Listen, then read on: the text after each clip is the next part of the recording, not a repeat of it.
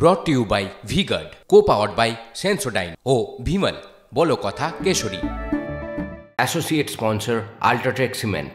माता की, भारत माता की, भारत माता की। वंदे वंदे वंदे।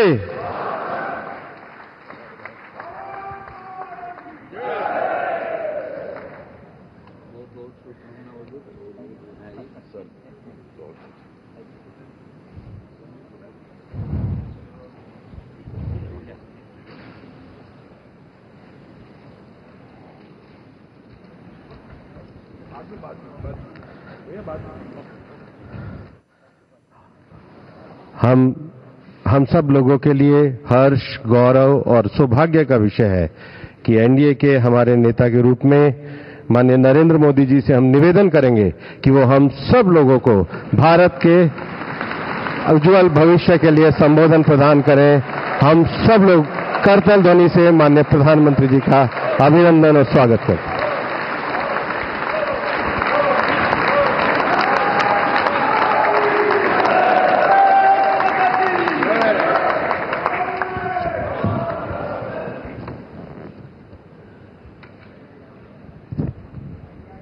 भारत माता की, भारत माता की।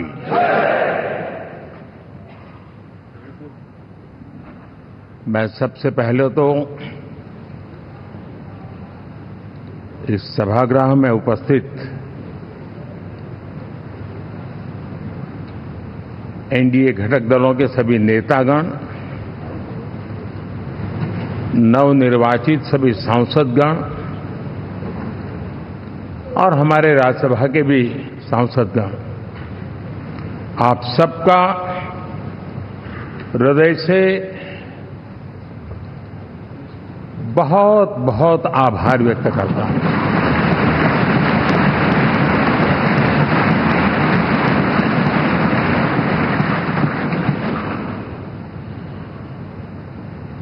मेरे लिए खुशी की बात है कि इतने बड़े समूह को आज मुझे यहां स्वागत करने का अवसर मिला है।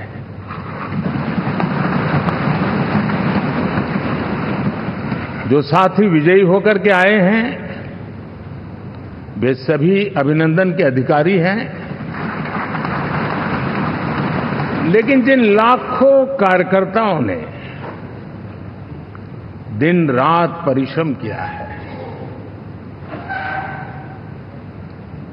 न उन्होंने दिन देखा न रात देखी,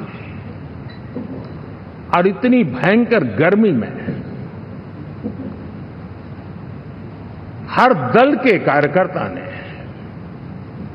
जो पुरुषार्थ किया है, परिश्रम किया है, मैं आज संविधान सदन के इस सेंट्रल हॉल से सर झुका करके उनको प्रणाम करता हूं।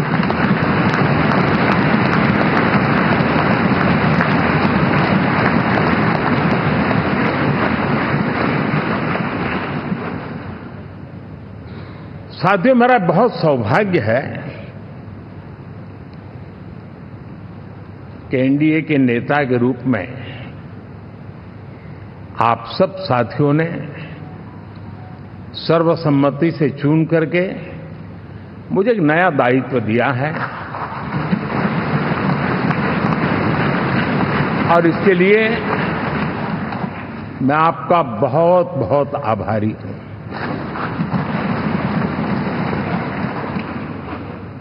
व्यक्तिगत जीवन में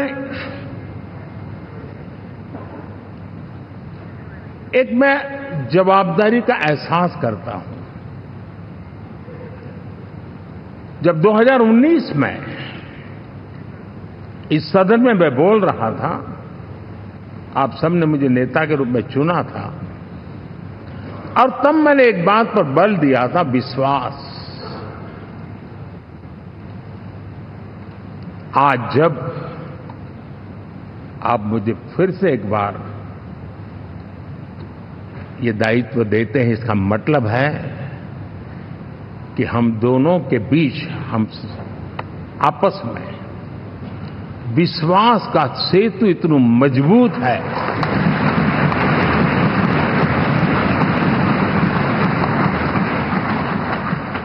ये अटूट रिश्ता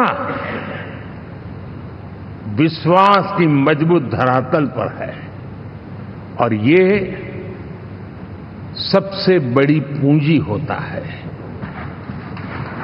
और इसलिए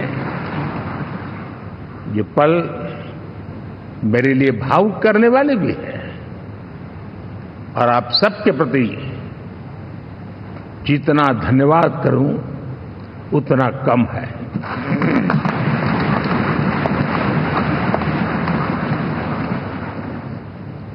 साथियों,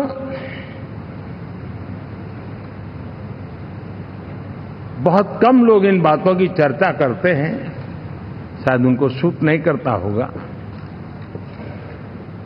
लेकिन हिंदुस्तान के इतने महान लोकतंत्र की ताकत देखिए कि एनडीए आज देश में 22 राज्यों में लोगों ने उनको सरकार बनाकर के सेवा करने का मौका दिया।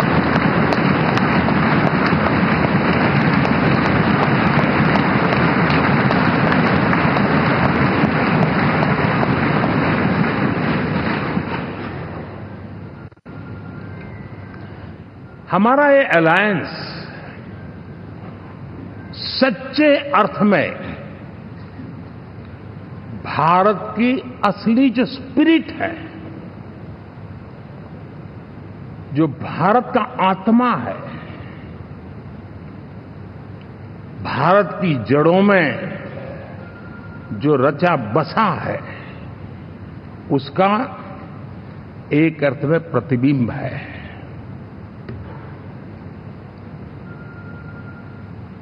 और मैं इसलिए कह रहा हूं कि थोड़ी नजर करें, हमारे देश में 10 ऐसे राज्य जहां हमारे आदिवासी बंधुओं की संख्या प्रभावी रूप से है, निर्णायक रूप से है, जहां इस आबादी आदिवासियों की ज्यादा है, ऐसे 10 राज्यों में से 7 राज्यों में एनडीए सेवा कर रहा है।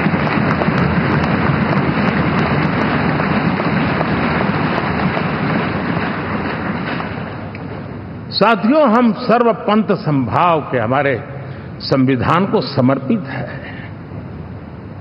और देश में चाहे हमारा गोवा हो या हमारा नॉर्थ ईस्ट हो, जहां बहुत बड़ी मात्रा में हमारे ईसाई भाई बहन रहते हैं, आज हम उन राज्यों में भी एनडीए के रूप में सेवा का अवसर हमें मिला हुआ है।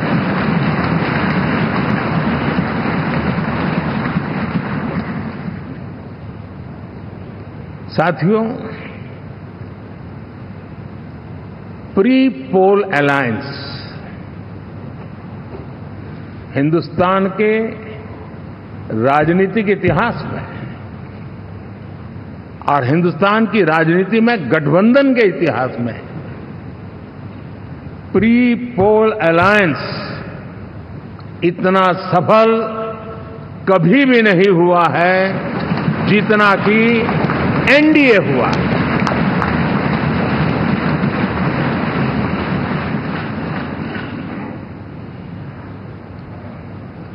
और ये गठबंधन का विजय, हमने बहुमत हासिल किया है और मैं कई बार कह चुका हूं, शब्द अलग होंगे लेकिन मेरे भाव उसमें एक सातत्य है।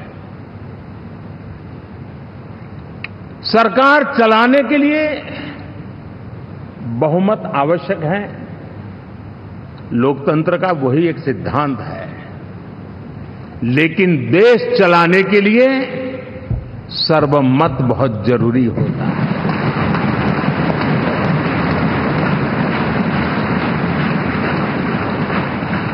और मैं आज देशवासियों को यहां से विश्वास दिलाना चाहता हूं कि आपने जिस प्रकार से हमें बहुमत देकर के सरकार चलाने का सौभाग्य दिया है, ये हम सबका दायित्व है कि हम सर्वमत का निरंतर प्रयास करेंगे और देश को आगे ले जाने के लिए हम कोई कोर कसर नहीं छोड़ेंगे।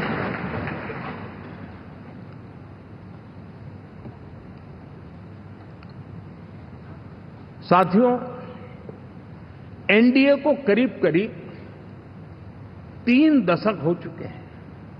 यानी आजादी के 75 साल में 3 दशक एनडीए, ये सामान्य घटना नहीं है जी। विविधता से भरे हुए अपनी लोकतांत्रिक और सामाजिक रचना के बीच में ये 3 दशक की यात्रा एक बहुत बड़ी मजबूती का संदेश देती है।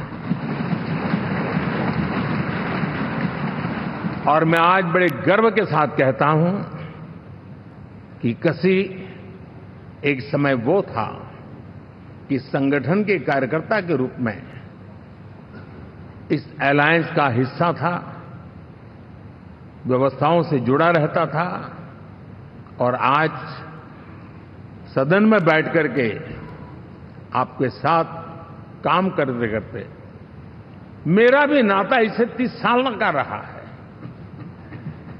और मैं कह सकता हूं, हकीकतों के तथ्यों के आधार पर कह सकता हूं, ये सबसे सफल अलायंस है।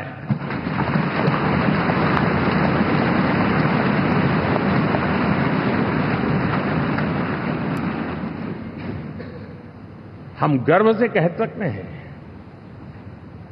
कि 5 साल का टर्म होता है।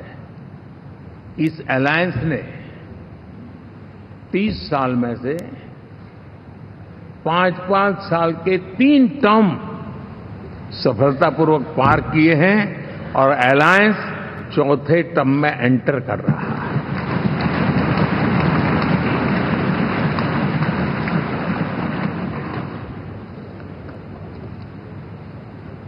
साथियों, इस बात को जो राजनीति के विशेषज्ञ हैं, अगर मुक्त मन से, मुक्त मन शब्द बहुत महत्व का है, वे सोचेंगे तो पाएंगे कि एनडीए ये सत्ता प्राप्त करने का या सरकार चलाने का कुछ दलों का जमावड़ा नहीं है। ये राष्ट्र प्रथम की मूल भावना से, नेशन फर्स्ट के प्रति कमिटेड, वैसा ये समूह है। और 30 साल का लंबा कालखंड शुरू में शायद असेंबल हुआ होगा, लेकिन आज मैं कह सकता हूं कि भारत के राजनीतिक व्यवस्था में एक ऑर्गेनिक अलायंस है।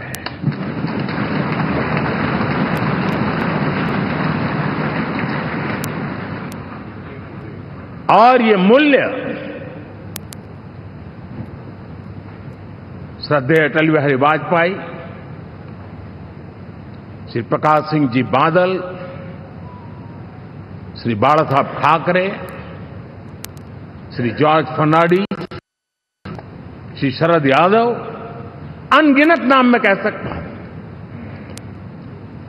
इन लोगों ने जिस बीज को बोया था, वो आज भारत की जनता ने विश्वास का सिंचन कर करके उस बीज को वटवृक्ष बना दिया है।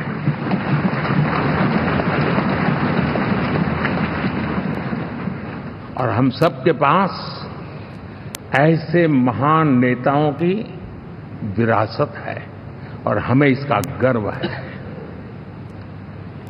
बीते 10 वर्षों में हमने एनडीए की उसी विरासत, उसी मूल्यों को लेकर के निरंतर आगे बढ़ने का और देश को आगे बढ़ाने का प्रयास किया। जब मन से राजनीति के विश्लेषक अगर विश्लेषण करेंगे तो देखेंगे कि एनडीए का जो लोग दिखते हैं ना, उसमें एक कॉमन चीज नजर आती है और वो है गुड गवर्नेंस। इन सब ने अपने अपने समय में, अपने अपने कार्यकाल में जब जब जहां सेवा करने का मौका मिला है, गुड इस देश को दिया है। और इस प्रकार से एनडीए एक प्रकार से, एनडीए कहते ही गुड गवर्नेंस ये अपने आप पर्यायवाची बन जाता है। साथियों, हम लोगों के सभी के कार्यकाल में, चाहे मैं गुजरात में रहा हूं या बाबू हमारे आंध्र में रहे हो या नीतीश जी ने के लिए भरपूर सेवा की हो, हम सबके अंदर केंद्र बिंदु में गरीब का कल्याण केंद्रस्थ रहा है।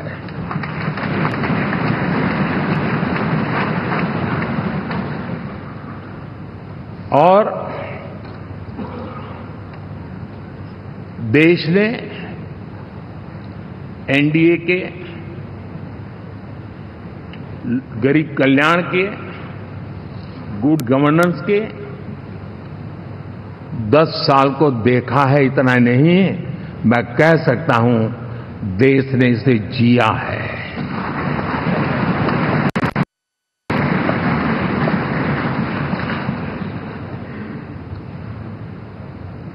जनता जनार्दन ने सरकार क्या होती है, सरकार क्यों होती है, सरकार किसके लिए होती है, सरकार कैसे काम करती है, इसको पहली बार अनुभव किया है। वरना जनता और सरकारों के बीच में एक खाई की व्यवस्था ही बनी हुई थी। हमने उसको पाठ दिया है। हमने सबका प्रयास का मंत्र देश को नई ऊंचाई पर ले जाने के लिए चरितार्थ करके देखा है।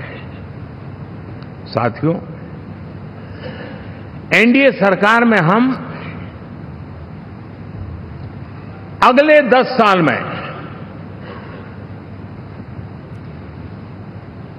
मैं बहुत जिम्मेवारी के साथ कह रहा हूं, अगले 10 साल में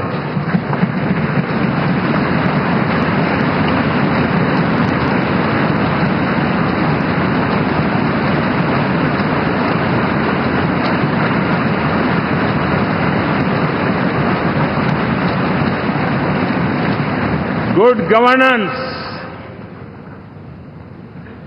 विकास, नागरिकों के जीवन में क्वालिटी ऑफ लाइफ, और मेरा व्यक्तिगत रूप से एक बहुत बड़ा ड्रीम है, मैं लोकतंत्र की समृद्धि को जब सोचता हूं तो मैं चाहता हूं कि सामान्य मानवीय के जीवन में से, और खास करके मध्यम वर्ग, उच्च मध्यम वर्ग, उनके जीवन में से सरकार की दखल जितनी कम हो उतनी लोकतंत्र की मजबूती है।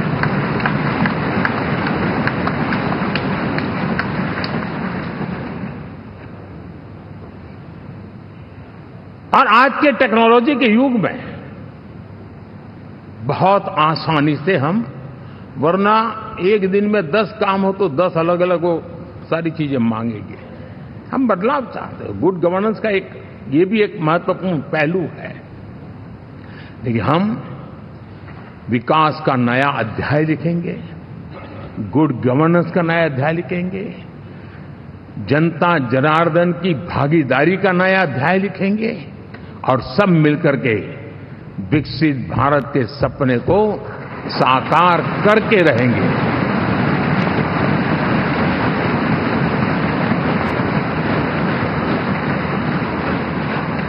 साथियों, एनडीए में, और मैं अगर विस्तार से कहूं तो सदन में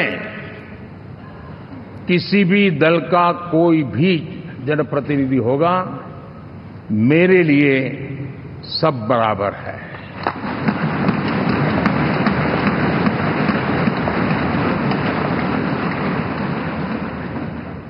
जब मैं सबका प्रयास की बात करता हूं तो मैं सदन में भी, चाहे वो लोकसभा हो या राज्यसभा हो, हमारे लिए सब बराबर है। और यही एक भाव है जिसके कारण 30 साल से एनडीए अलायंस मजबूती के साथ आगे बढ़ा है। अपना पराया कुछ नहीं है। सबको गले लगाने में हमें कभी कोई कमी नहीं रखी है। उसी का परिणाम है कि जनता का विश्वास भी जीत पाते हैं। साथियों, हमने 2024 में जिस टीम भावना से काम किया है और ग्रास रूट लेवल पे किया है, सिर्फ फोटो ऑप करना, नेता मिलकर के हाथ हिलाएं और फिर तुम्हारे रास्ते में मेरे रास्ते, ऐसा नहीं। ग्रास रूट लेवल तक सबने मिल करके ये जो काम किया है, और उसी ने हमें ऑर्गेनिक अलायंस का सामर्थ्य दिया है।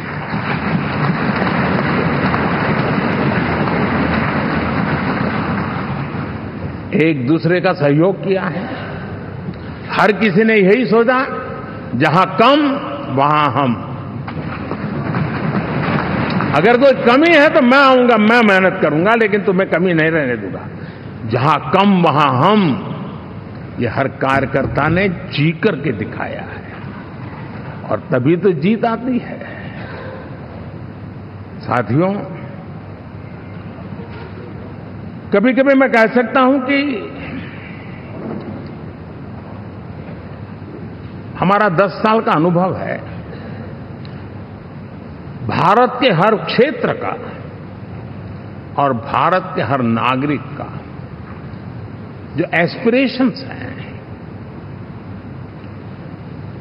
रीजनल एस्पिरेशंस हैं, वे और नेशनल एस्पिरेशंस, इसका एक अटूट नाता होना चाहिए। इसके बीच में हवा तक गुजर न सके, इतना जुड़ाव होना चाहिए, तब देश आगे बढ़ता है।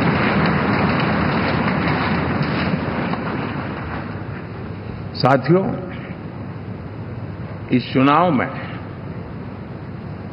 मैं कुछ उल्लेख जरूर करना चाहूंगा जो मेरी नजरिए से मैंने देखा है। दक्षिण भारत में एनडीए ने एक नई राजनीति की नींव मजबूत की है।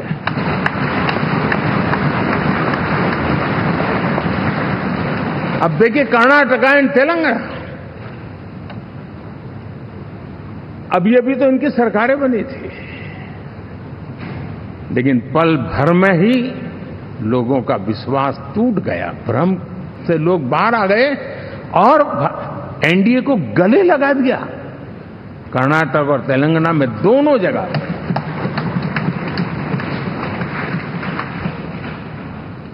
साथियों, तमिलनाडु, मैं तमिलनाडु की टीम को भी बधाई देना चाहूंगा,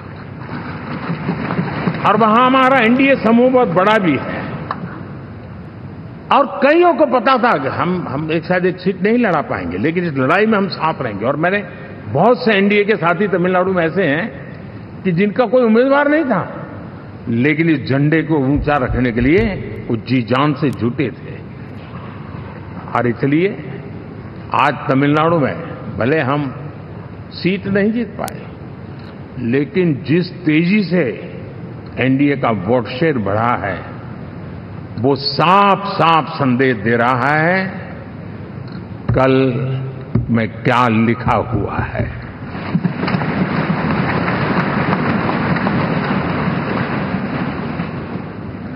साथियों, पुडुचेरी हो, केरला, हमारे सैकड़ों कार्यकर्ताओं के बलिदान हुए हैं। यूडीएफ हो या एलडीएफ हो, शायद हिंदुस्तान के राजनीतिक जीवन में इतना जुल्म एक विचारधारा को लेकर के जीने वाले लोगों पर हुआ होगा तो सिर्फ मैं कह सकता हूं केरल में हुआ है। जम्मू कश्मीर से भी ज्यादा हुआ है। उसके बावजूद भी सामने कहीं विजय नजर नहीं आता था। उन्होंने परिश्रम की पराकाष्ठा में कभी पीछे नहीं रहे। पीढ़ियां खपा दी और आज पहली बार संसद में केरल से हमारा प्रतिनिधि बन के आया।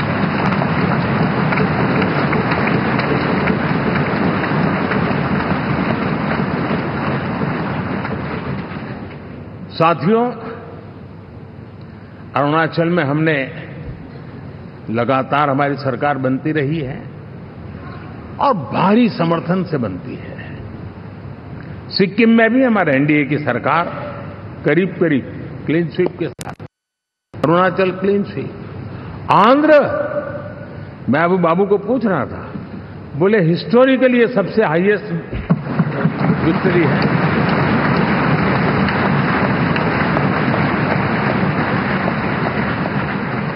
और ये जो यहां दिखता है ना पवन, ये पवन नहीं, आंधी है।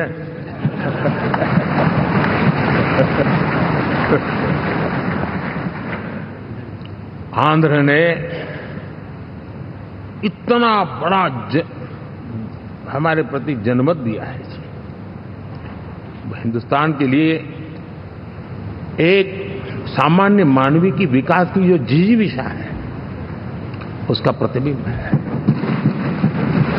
और महाप्रभु जगन्नाथ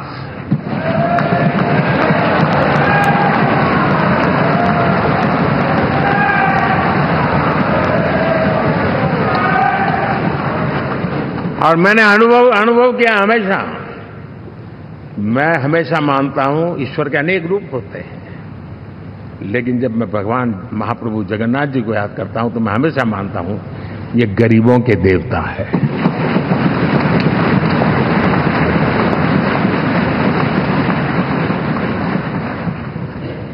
और वहां जो क्रांति रूप परिणाम आया है, मैं इसे एक रिवॉल्यूशन देख रहा हूं। और मैं इसके साथ कह सकता हूं कि विकसित भारत का हमारा जो सपना है, आने वाले 25 वर्ष, पहले मैंने 10 साल कहा था, यहां मैं 25 साल कह रहा हूं। आने वाले 25 साल महाप्रभु जगन्नाथ जी की कृपा से उड़ीसा देश की विकास यात्रा के ग्रोथ इंजन पैकी एक होगा।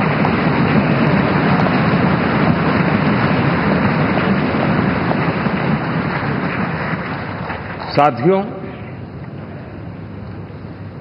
हम लोग जब 4 जून के नतीजे चल रहे थे, मैं तो अपने काम में कुछ व्यस्त था। बाद में फोन आना शुरू हो गए तो मैंने किसी को पूछा, यार ये तो ठीक है आंकड़े वांकड़े, तो मुझे ये बताओ कि ईवीएम जिंदा है कि मर गया?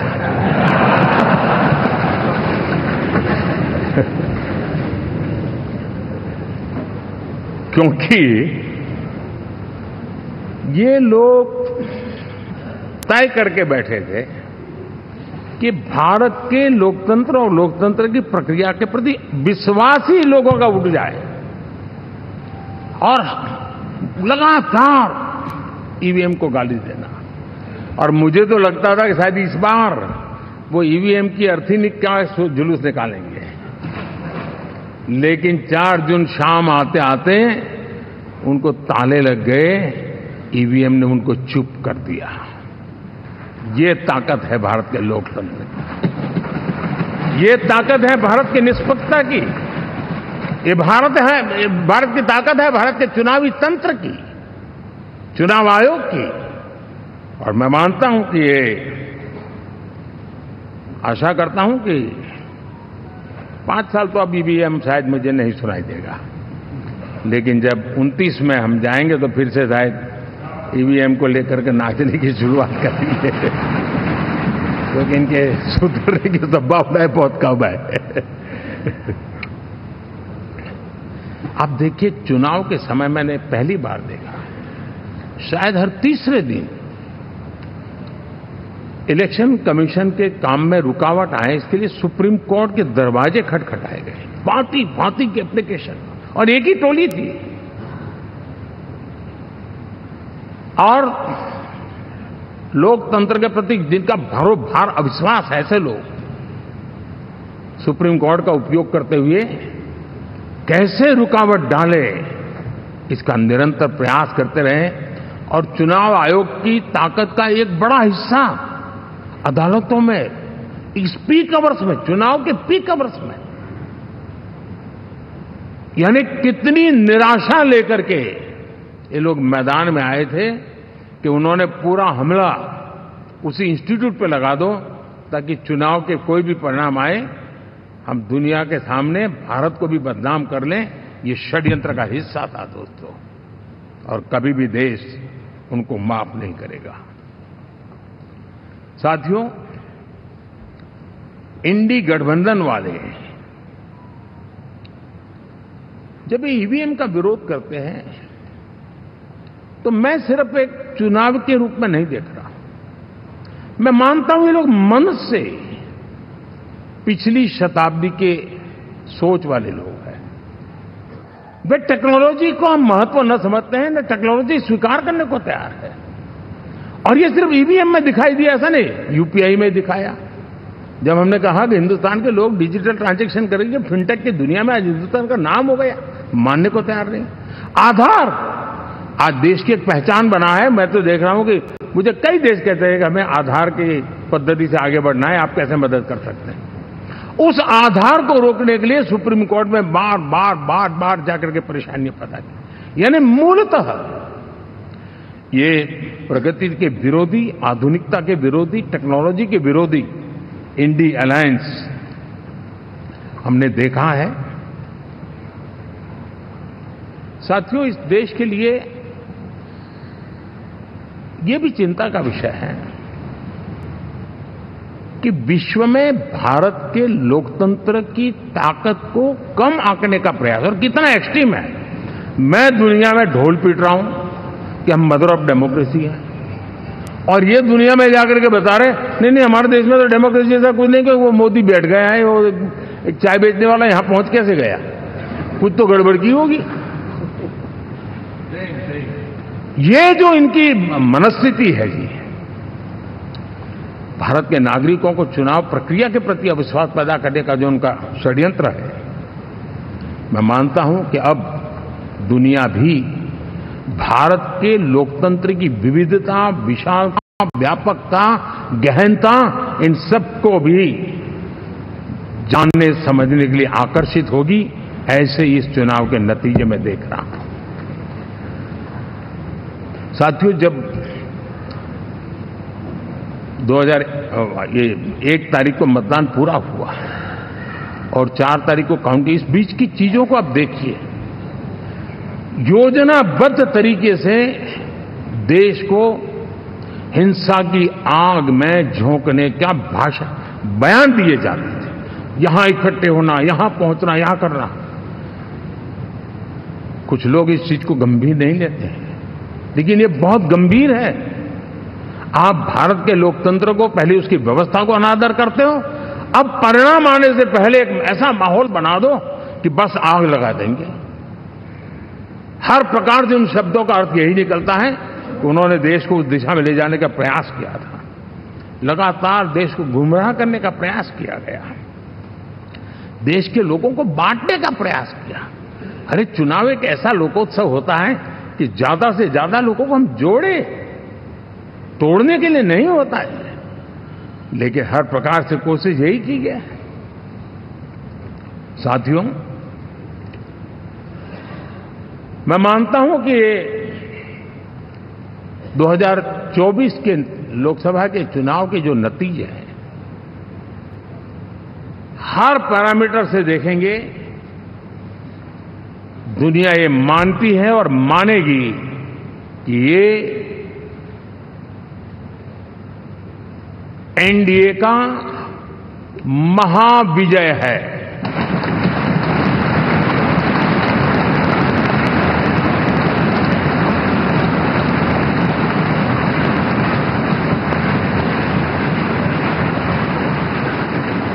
और आपने देखा 2 दिन कैसा चला, जैसे हम तो हार चुके हैं, गए। सब चारों तरफ यही दिखता था, क्योंकि उनको अपने कार्यकर्ताओं का मोरल हाई करने के लिए ऐसे काल्पनिक परेड ये करने पड़ रहे हैं। और साथियों, गठबंधन के इतिहास में अगर आंकड़ों के हिसाब से देखें तो ये सबसे मजबूत गठबंधन की सरकार है।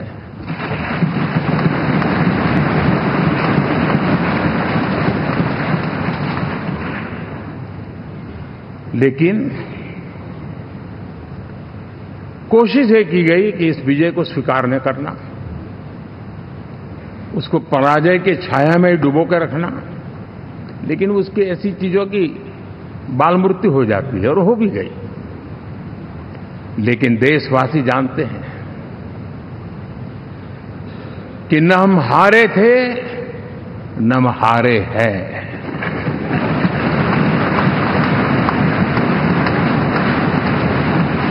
लेकिन 4 तारीख के बाद हमारा जो व्यवहार रहा है वो हमारी वो पहचान बताता है कि हम विजय को पचाना जानते हैं।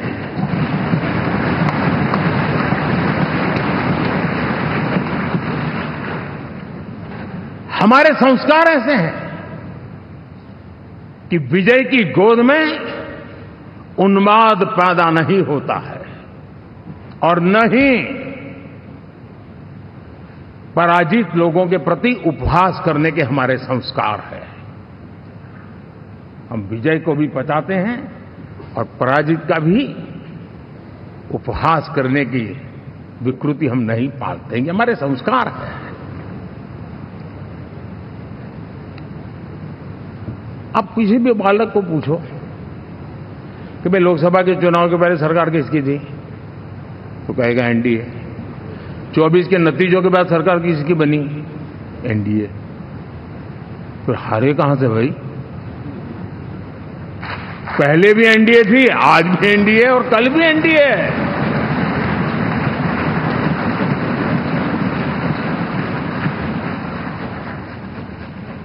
आप सोचिए 10 साल बाद भी कांग्रेस 100 के आंकड़े को नहीं छू पाई।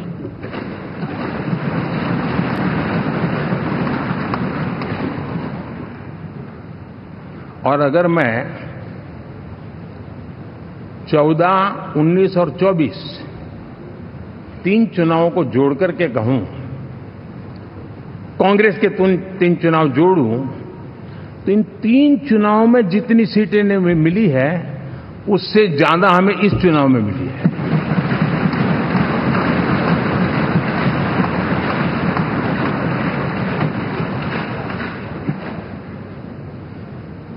और मैं साफ देख रहा हूं साथियों, एनडीए वालों को अंदाज नहीं है, वे धीरे धीरे पहले तो डूब रहे थे, अब तेज गति से ये गर्त में जाने वाले हैं।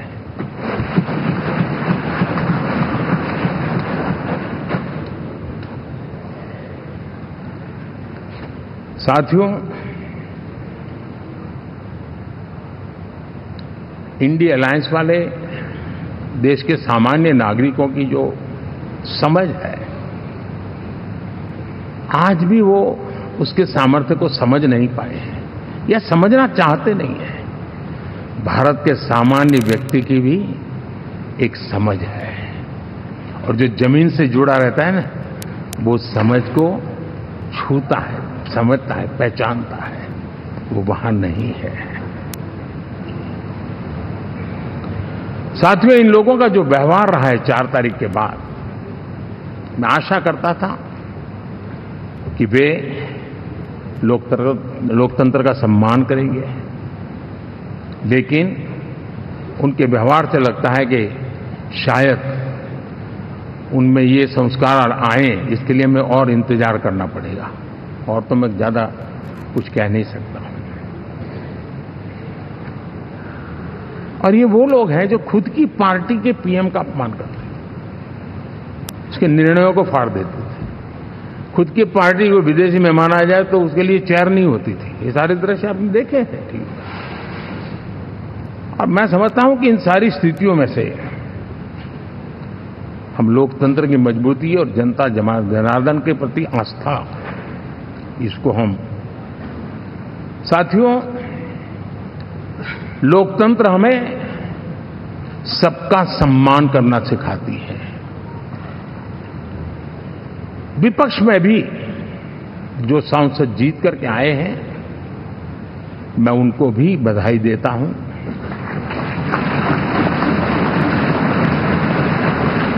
और मैं पिछले 10 वर्ष में एक चीज मिस कर रहा था कि debate, participation, quality of debate मैं मिस कर रहा हूं। लेकिन मैं आशा करता हूं कि अब इस नया जो सदन बना है वो कमी मुझे खलेगी नहीं। शायद हमारे साथी भी राष्ट्रहित की नीयत के साथ सदन में आएंगे और भले वो विपक्ष में बैठे होंगे, लेकिन राष्ट्र के विपक्ष में नहीं है, हमारे विपक्ष में है। राष्ट्र में तो हम सब एक ही दिशा में हैं।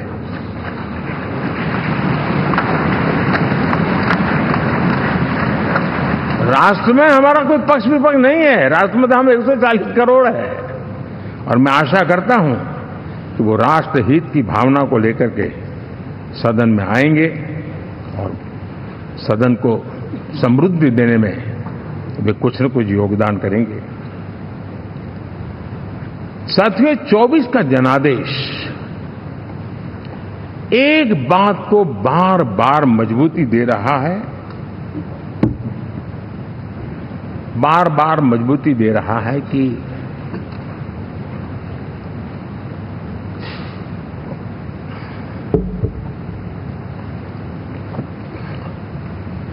देश को आज के वातावरण में सिर्फ और सिर्फ एनडीए पर ही भरोसा है।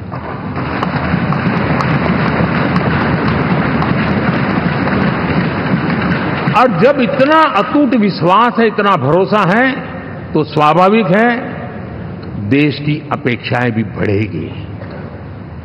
और मैं इसे अच्छा मानता हूं और हम सबका कर्तव्य भी मानता हूं।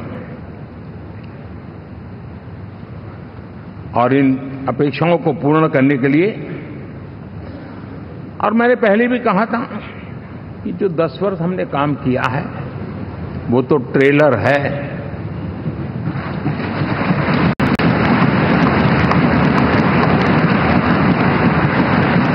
और वो मेरा चुनावी वाक्य नहीं था, ये मेरा कमिटमेंट है। हमें और तेजी से, और विस्तार से, और तेज गति से देश के आकांक्षाओं को पूर्ण करने में रत्ती भर भी विलंब नहीं करना है।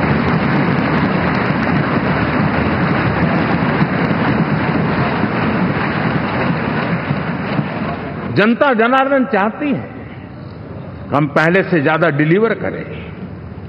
जनता चाहती है कि हम खुद ही हमारे पुराने रिकॉर्ड तोड़े। और मैं साथियों एक तरफ एनडीए रखूं, दूसरी तरफ भारत के लोगों के सपने और संकल्पों को रखूं, तो मैं कहूंगा NDA, new India, develop India, aspirational India.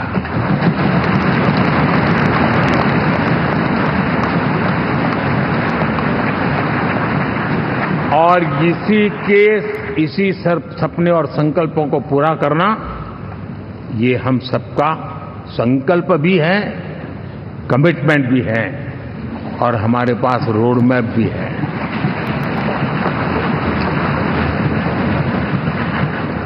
साथियों, एनडीए ने हमेशा करप्शन फ्री, रिफॉर्म ओरिएंटेड, स्थिर सरकार देश को दी है। जब जब हमें अवसर मिला हम लोगों ने काम किया है।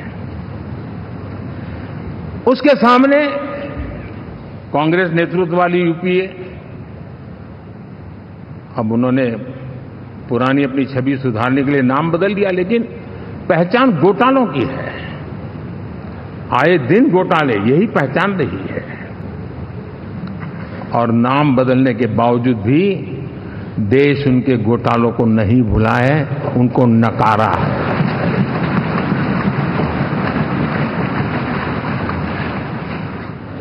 और मैं कह सकता हूं साथियों, इंडी अलायंस वालों ने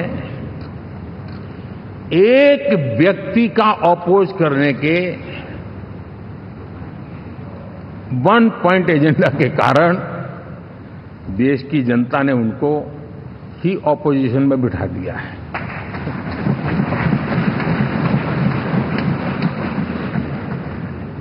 एनडीए विकसित भारत इस संकल्प को लेकर के चुनाव में गया था, देश के लिए सकारात्मक सोच को लेकर के गया था, देश की युवा शक्ति के सामर्थ्य को समझ करके नए अवसरों को लेकर के देश को आगे बढ़ने की बात लेकर के गया था। जबकि हमारे सामने जो लोग थे वो भ्रम फैलाना, झूठ फैलाना, यही गुमराह करने वाले काम यही करते रहे थे। अब एनडीए और उनका देखें, इवन नामांकन में जाएंगे तो भी आपको देखेगा उनका चुनाव प्रचार, उनका नामांकन, हम लोगों का एक एक दृश्य देख लीजिए और उनका एक एक दृश्य देखिए, कितना बड़ा अंतर है। हर चीज में उनका कैरेक्टर दिखाई देता है। और क्या रहा, फोटो ऑप के लिए तो उन्होंने अलायंस घोषित कर दिया है, लेकिन कितने ही राज्यों में वो आपस में लड़ते रहे हैं, चुनावी जंग में एक दूसरे की पीठ में छुरा भोंकते रहे हैं। कभी उन्होंने कहा कि ये तो हमारा वैचारिक अलायंस है, वो विचार लेवल पर ठीक है, बाकी नीचे तो हमारा अपना हम तैयार करेंगे। और अब फिर उन्होंने कहा कि भाई हम तो सीट के आधार पर अलायंस करेंगे, टोटल न भी करें, ये भी खेल खेला। और अभी अभी तो चुनाव पूरा हुआ शुरू कर दिया कि ये तो हमारा अलायंस लोकसभा के चुनाव के लिए ही था, बाद में नहीं है, ये भी शुरू कर दिया। यानी मैंने बहुत पहले कहा था कि आप देख लेना 4 जून के बाद बिखराव शुरू हो जाएगा, और वो शुरू हो चुका है। इसका मतलब ये हुआ कि वो सिर्फ और सिर्फ सत्ता सुख के लिए एक दूसरे का साथ देने की कोशिश करते थे, लेकिन उनमें उनका अगर स्वार्थ निश्चित होता तो साथ देना, वरना नहीं देना, ये कैरेक्टर था। साथियों, ये लोग कितने ही बड़े झूठे बोलते रहे हैं। और आप देखिए, चुनाव के समय उन्होंने देश के सामान्य नागरिक को गुमराह करने के लिए जो पर्चियां बांटी कि ये देंगे और वो देंगे और टिकना देंगे, फलाना देंगे, 2 दिन से मैं देख रहा हूं कि कांग्रेस के दफ्तरों पर लोग कतार लगा के खड़े हैं कि ये पर्ची है, 1 लाख रुपया कहां है, लाओ भाई, मांग रहे हैं लोग। यानी आपने जनता जनार्दन की आंखों में कैसा उनको भ्रमित किया, कैसी आंख में धूल झोंक दी कि वो बेचारा सामान्य नागरिक मान के चलता था, हाँ भाई 4 जून के बाद रुपया मिल जाएगा, इसलिए वो जाके खड़ा रह गया। और अब उसको धक्का मारा जा रहा है, डंडे मारे जा रहे हैं, वहां से निकाला जा रहा है। अब इस प्रकार का चुनाव ये अपने आप में देश के गरीबों का अपमान है, हमारे देश के सामान्य नागरिकों का अपमान है। और कभी भी देश ऐसी हरकतों को न भूलता है, न ही कभी माफ किए बिना माफ कभी करता है।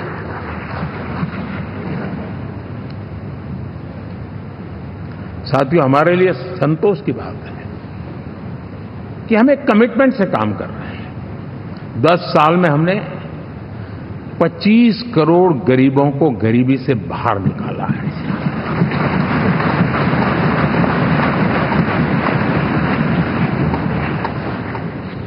गरीब कल्याण का एक सुरक्षित मजबूत कवच दिया है हमने उसको, और उसके अंदर भी एक नए एस्पिरेशंस पैदा हुए हैं कि हां, अब मुझे गरीब नहीं रहना है, और उसके लिए मुझसे जो हो सके मैं हर अवसर का फायदा उठाऊंगा।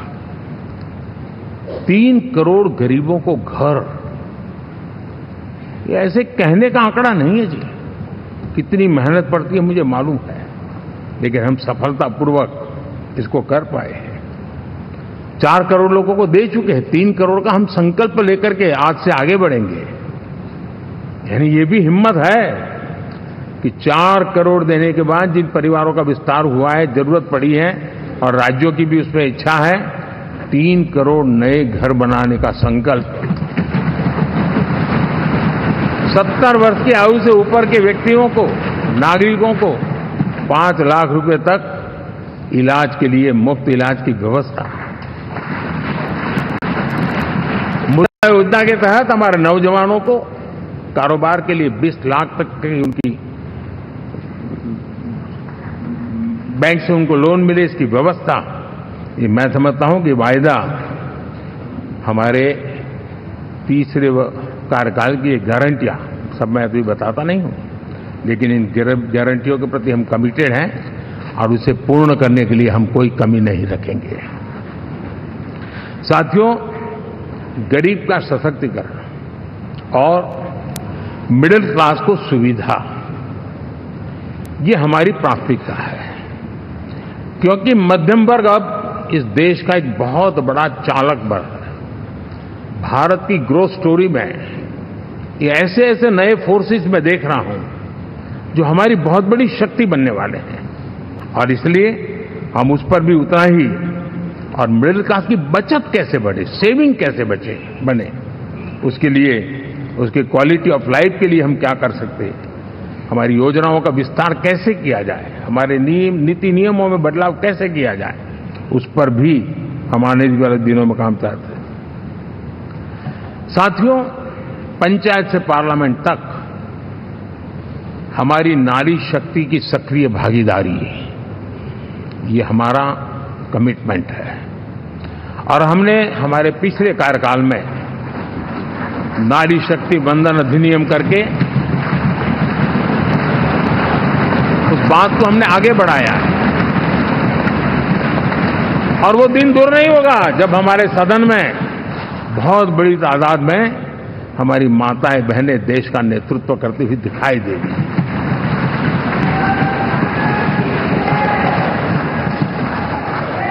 इस पूरे चुनाव में हम सबसे ज्यादा महिला उम्मीदवारों को टिकट देने वाली पार्टी रहे हैं, ये हमारा कमिटमेंट है। हमारी महिला सांसदों को जो आशीर्वाद देश की जनता ने दिया है, मैं इसके लिए विशेष रूप से उनका आभार व्यक्त करता हूं। और साथियों, आपने देखा होगा G20 समिट में दुनिया के सामने एक विषय लेकर के हम बड़े आग्रह से गए हैं, और वो है empowerment of women, development of women. इन सारी बातों को तो हम परिचित हैं। हमने एक नया शिफ्ट किया है और हम G20 समिट से भी इसको आगे बढ़ा रहे हैं, विमेन लेड डेवलपमेंट।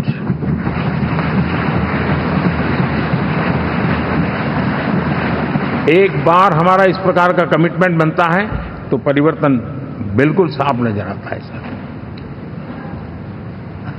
साथियों, एनडीए का ये कार्यकाल बड़े फैसलों का है, तेज विकास का है, और अब हम समय गंवाना नहीं चाहते कि हम 5 नंबर की इकोनॉमी से 3 नंबर की इकोनॉमी पर पहुंच रहे हैं।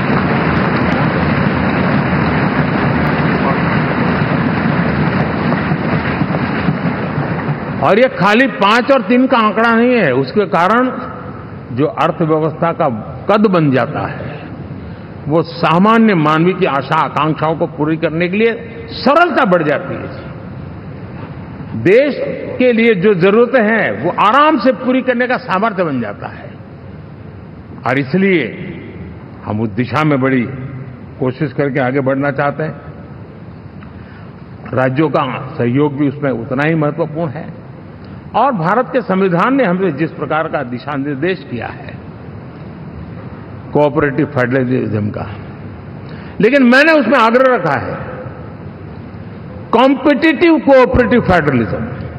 हमारे राज्यों के बीच में भी तंदुरुस्त स्पर्धा हो, राज्य और केंद्र के बीच में भी तंदुरुस्त स्पर्धा हो, हम अच्छा करने की स्पर्धा करें और उस दिशा में हम आगे बढ़ना चाहते हैं। और हमने देखा है कि जब मैं कॉम्पिटिटिव कोऑपरेटिव फेडरलिज्म की बात करता हूं, आपने देखा G20 समिट हम एक जगह पे कर सकते थे, हम भी मालाएं पहन करके फोटो निकलवा सकते थे, लेकिन हिंदुस्तान के अनेक शहरों में 200 से ज्यादा मीटिंगें हुई और दुनिया भर के नीति निर्धारक जो कहे G20 देशों के और बाकी भी 5-7 देशों के, वो हिंदुस्तान के कोने कोने में गए, उनके देशों में जाकर के भारत की विविधता, भारत की विशालता, इसकी चर्चा कर रहे हैं। उनके लिए आश्चर्य है, हमने तो दिल्ली आकर के वापिस जाते थे, पता ही नहीं था कि देश इतना बड़ा है। ये अपनी एक ताकत का परिचय हुआ है। हमने कोविड में देखा, राज्यों के साथ कोऑपरेशन के साथ हमने जिस प्रकार से लड़ाई लड़ी और एक सूत्र में रह करके लड़ाई, दल किसी का भी हो सरकार में, लेकिन हमने इस काम को किया क्योंकि हमारा कोऑपरेटिव फेडरलिज्म के प्रति कमिटमेंट है। एस्पिरेशनल डिस्ट्रिक्ट एक ऐसा मॉडल है गवर्नेंस का जिसमें राज्य भी उतना ही सक्रियता से हमारे साथ जुड़े हुए हैं और डेवलपिंग कंट्रीज हैं, ऐसा मॉडल प्रस्तुत हो। अब तो केस स्टडी के रूप में दुनिया के अनेक यूनिवर्सिटी केस स्टडी करना शुरू की। अब उसको हम आगे बढ़ाते हुए एस्पिरेशनल ब्लॉक की तरफ ले जा रहे हैं ताकि हमारे ग्रासरूट लेवल पे भी जो वीक एरियाज हैं, जहां सुविधाएं अभी सामान्य एवरेज से भी नीचे हैं, उसको हम जल्दी से जल्दी उस स्टेट की एवरेज तक लाना चाहते हैं। देश का रीजन, कोई भी क्षेत्र हो, सर्वांगीण विकास को लेकर के हम चले हैं। साथियों, गत 10 वर्ष में इंफ्रास्ट्रक्चर के क्षेत्र में हमने एक बहुत बड़ा, यानी सोचने में भी बदलाव लाए। जमीन पर तो लाए, वरना हमारे देश में सोचा चलेगा यार, अरे एक बार कर लो ना, उस सारे में से बदलाव नहीं। अब तो अच्छा ही चाहिए, बड़ा ही चाहिए, जल्दी से जल्दी पहुंचाने वाला चाहिए। सामान्य मानवीय के मन को हमने इस से प्रेरित भी किया है और पुरुषार्थ करके हमने उस दिशा में काम किया है। 5 साल में हमें गति शक्ति, यानी इस प्रकार के प्लेटफॉर्म पर जो काम किया है, जो काम 6-6, 8-8 महीने तक नहीं होता था, वो आज 15-20 दिन में कर सकते हैं। सर, टेक्नोलॉजी का उपयोग करके हम काम कर रहे हैं और ये जब होता है तो उसका मूल फायदा देश के नौजवानों के लिए रोजगार के अति अवसर बन जाते हैं। उनके लिए जीवन में सिलेक्शन के लिए बहुत बड़ा दायरा बढ़ जाता है और वो हमें, साथियों, आज भारत दुनिया में विश्व के लिए एक नया मैन्युफैक्चरिंग हब के रूप में उभर रहा है। और जब हम मैन्युफैक्चरिंग हब कह रहे हैं तब सिर्फ इलेक्ट्रॉनिक गुड्स या सर्विसेज की मैं बात नहीं कर रहा हूं। मैं फूड प्रोसेसिंग में भी आज दुनिया में हम बहुत तेजी से आगे बढ़ रहे हैं और वो भारत के किसानों को बहुत बड़ी ताकत देने वाला है। उसी प्रकार से स्पेस हो, आर्टिफिशियल इंटेलिजेंस हो, स्टार्टअप्स की बात हो, स्किल जॉब अपॉर्चुनिटीज की बात हो, आज भारत बहुत तेजी से आगे बढ़ेगा, बढ़ रहा है, ये मेरा विश्वास है। साथियों, मुद्रा योजना, ड्रोन दीदी, विश्वकर्मा योजना, इसने भी नई संभावनाओं को जन्म दिया है। साथियों, हमारी संस्कृति, हमारी विरासत, उसके प्रति हम जितना ध्यान केंद्रित करेंगे, दुनिया के लिए आकर्षण का केंद्र बनेगा और इसलिए हम उन दिशा में, और मैं मानता हूं भारत के लिए टूरिज्म एक ऐसा एवेन्यू है जो गत शताब्दी में हमें कभी, आज से लेकर के पीछे के 100 साल में कहूं, ऐसा अवसर नहीं मिला है जैसा आने वाले 25 साल में मिलने वाला है। दुनिया भारत की तरफ मुड़ने वाली है। अब हमारा काम है हम इसके लिए आवश्यक व्यवस्थाओं को विकसित करें, हमारी विरासत के प्रति हम हमारा पर्यटन का विकास करते हुए एक विन विन सिचुएशन का हम फायदा उठाएं और उसमें बहुत अधिक निवेश की संभावनाएं मैं देखता हूं। और ये ऐसा क्षेत्र है जिसमें हर स्तर के लोग कमाते हैं, गरीब से गरीब आदमी भी कमाता है और बड़ी बड़ी होटल वाला भी कमाता है, हर कोई इसमें कमाता है और हमने टूरिज्म के हम बल देना चाहते हैं, बहुत पोटेंशियल है।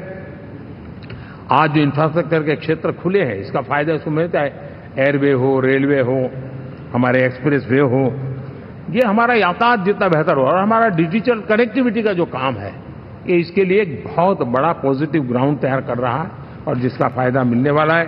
और जो वोकल फॉर लोकल और रीजनल टूरिज्म, इसको एक बल देने का काम है।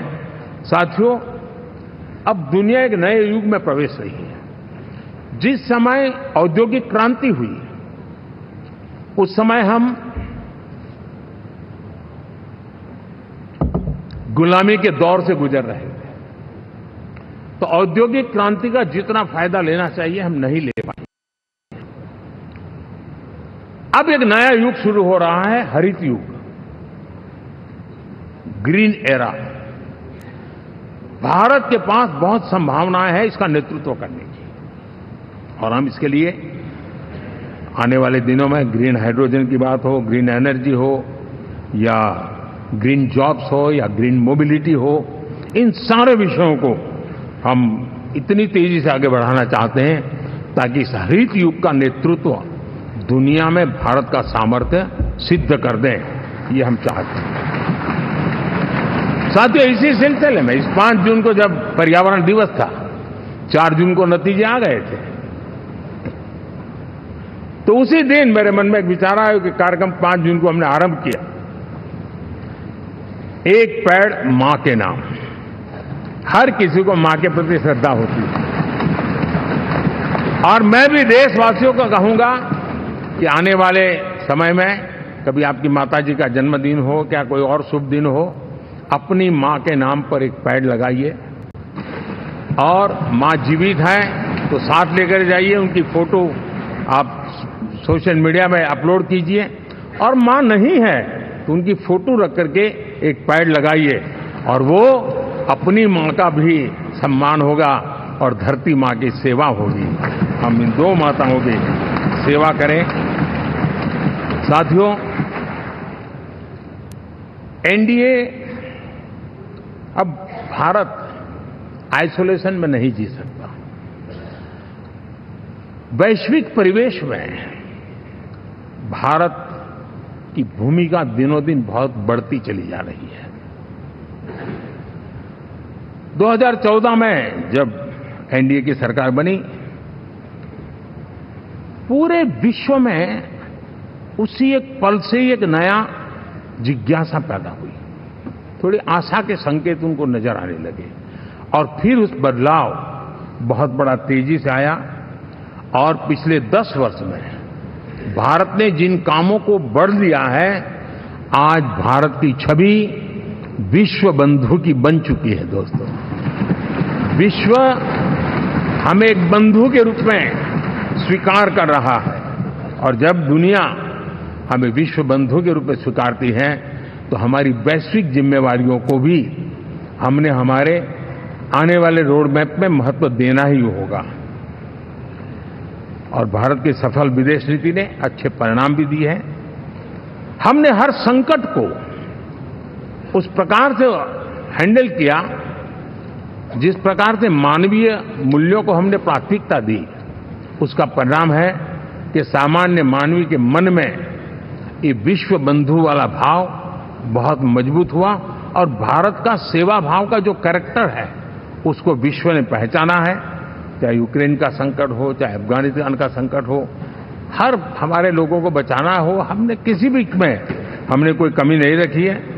और साथियों, ये क्षमता के कारण भारत में निवेश की संभावनाएं बहुत बढ़ने वाली है। मैं राज्यों से भी कहूंगा कि आप प्रगतिशील नीतियां बनाकर रेडी रहिए।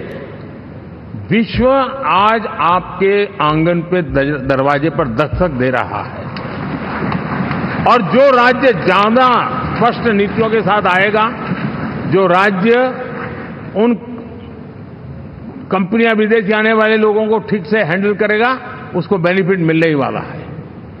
और भारत ने जो नीतियां बनाई है, भारत ने जो वातावरण बनाया है, उसका लाभ भारत के हर राज्य को मिलना चाहिए, और उस दिशा में हम तेजी से काम करना चाहते हैं। साथियों, हमने G20 समिट में देखा है, दुनिया का भारत के प्रति नजरिया बदला है। जो लोग इन चीजों को माइन्यूटली देखते होंगे उनको पता होगा कि G20 एक प्रकार से कई संकटों से गुजर रहा था।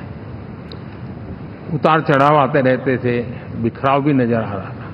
लेकिन भारत में G20 आने के बाद नए प्राण से भर गया है, नया सामर्थ्य आ गया है। और ये भारत की ताकत है कि उसने पूरे विश्व को जोड़ने में G20 के माध्यम से बहुत बड़ा काम किया है। और उसके इन दिनों भी जो परिणाम आए इसके बाद मेरा काफी समय विदेश के सरकारों से फोन अभिनंदन स्वीकार करने में गया।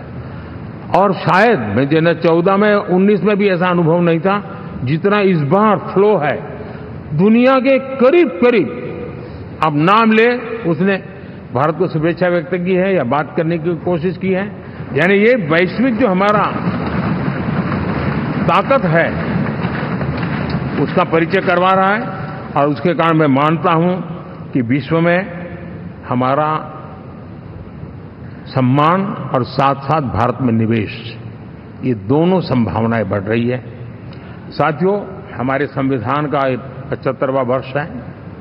हम चाहते हैं कि संविधान हमारी संवैधानिक संस्थाओं का संरक्षण भर इसके मात्र के लिए है, ऐसा नहीं कोई अदालत में धाराओं का उपयोग करके काम करने के लिए नहीं है।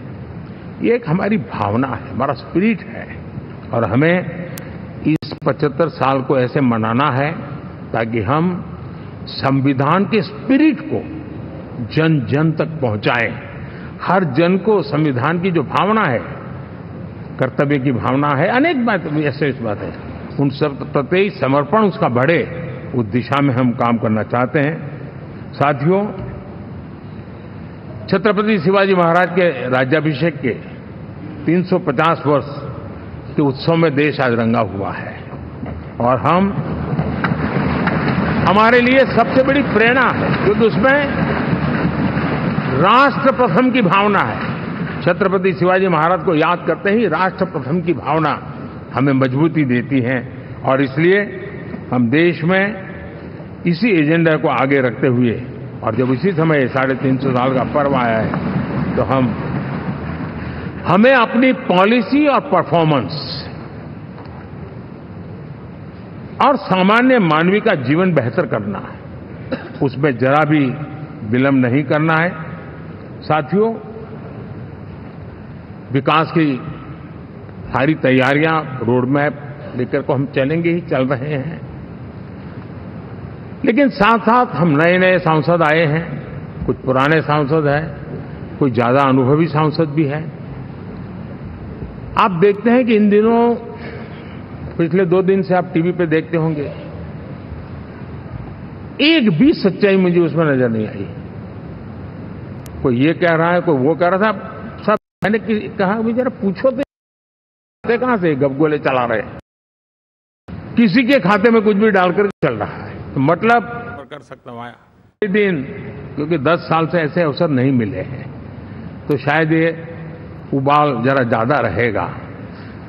लेकिन आप मान के चलिए जी, ऐसे लोग कोई पहुंचेंगे, बस साहब मेरा अच्छा संबंध है, मंत्री में आपका नंबर कर सकता हूं आया। हमें भी पता नहीं होता यार, हो सकता है मिनिस्टर बनने का ही रास्ता होगा तो हम भी गलती से उसका हाथ पकड़ लेते हैं और वो पता नहीं वो किस खाई में डुबो देता है।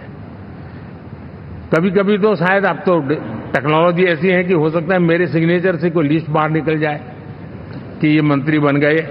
हो सकता है कोई बुद्धिमान डिपार्टमेंट भी बांट दे।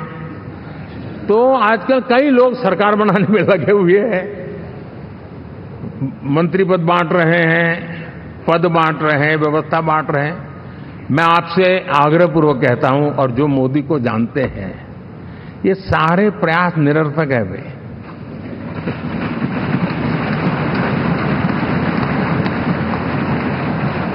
आप भी किसी का फोन आ जाए तो 10 बार वेरीफाई कीजिए कि जिसने फोन किया है वो सचमुच में अथॉरिटी है। अदरवाइज कोई भी कहे भाई आपका नाम हो गया है, सुबह परिवार को बुला लीजिए, शपथ समारोह में आना है, हो गया। तो ऐसी गपबाजी करने वाली एक बहुत बड़ी फौज रहती है। कुछ लोग आदतन करते रहते हैं, कुछ लोगों को मजाक आती है लेकर, और कुछ लोग बदइरादे से करते हैं।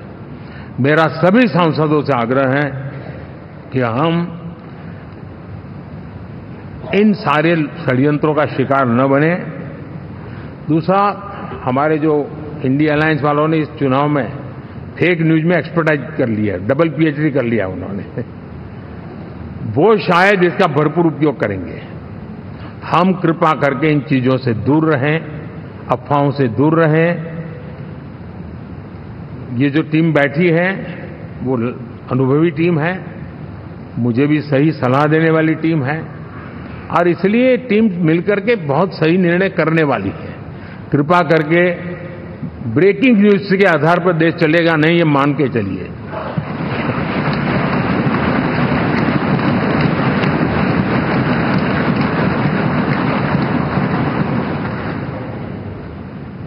साथियों, विकसित भारत का संकल्प लेकर के हम चले हैं।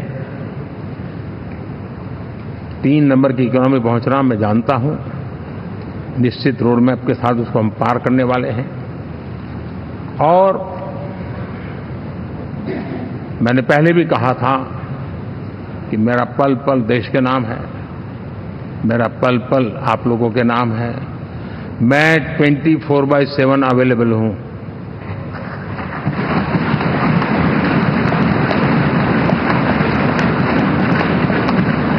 हमें मिलकर के देश को आगे बढ़ाना है। फिर से एक बार आप लोगों ने मुझ पर जो विश्वास जताया है, जो प्यार दिखाया है और जो समर्थन दिया है, वाकई मैं मानता हूं भारत के लोकतंत्र की एक बहुत बड़ी ताकत है। मैं जितना आपका आभार व्यक्त करूं उतना कम, और मैं विश्वास दिलाता हूं कि मैं आपकी आशा अपेक्षाओं को पूरी करने में, परिश्रम करने में कोई कमी नहीं रखूंगा।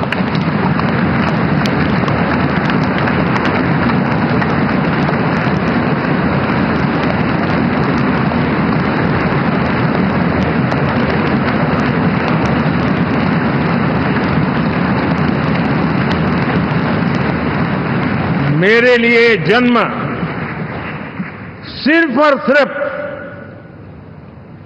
1 लाइफ 1 मिशन, और वो है मेरी भारत माता।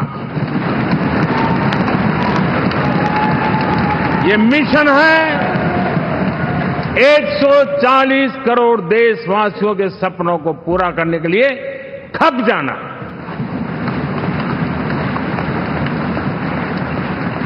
ये मिशन है 140 करोड़ देशवासियों को 1000 साल की मुसीबतों से जो गुजरी हुई पीढ़ी दर पीढ़ी है, उसे मुक्ति दिला करके सम्मान के साथ विश्व में मेरा हर देशवासी दुनिया उसे देखे तो उसका मन कर जाए, काश ये हिंदुस्तान का है, अरे नजर मिल जाए तो अच्छा होगा। ये मैं स्थिति पैदा करना चाहता हूं। उसका मन लालायित होना चाहिए, हिंदुस्तानी है, अरे यार जरा हाथ मिला लूं, कुछ एनर्जी मुझे भी आ जाए। मैं देश को इस ऊंचाई पे ले जाना चाहता हूं। और साथियों, मुझे पक्का विश्वास है आपका साथ, आपका सहयोग, आपका अनुभव बहुत बड़े परिणामों की संभावनाएं लेकर के आया है। लोकसभा का ये गठन उन सभी आकांक्षाओं को पूरा करेगा। मैं फिर एक बार आप सबका हृदय से बहुत बहुत धन्यवाद करता हूं।